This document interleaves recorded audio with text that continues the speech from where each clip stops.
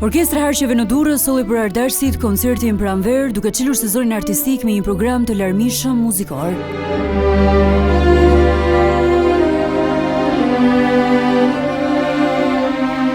Ky koncert shënon edhe performancën e parë të këtij formacioni, ndërsa gjatë gjithë vitit janë planifikuar 7 aktivitete të tjera për publikun nga kjo orkestër. Drejtoresha artistike Ulta Juba bën të ditur se kalendari artistik është edhe më i pasur, ku pjesë janë edhe banda frymore dhe kori të rinjve.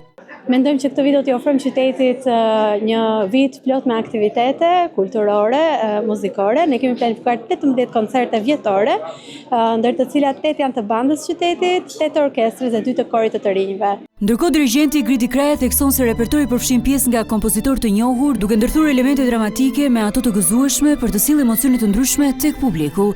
Është program interesant, ka ato lëvizjet e tij nga dramatike, gëzueshme e tjerë, janë gjitha këto që përfshin.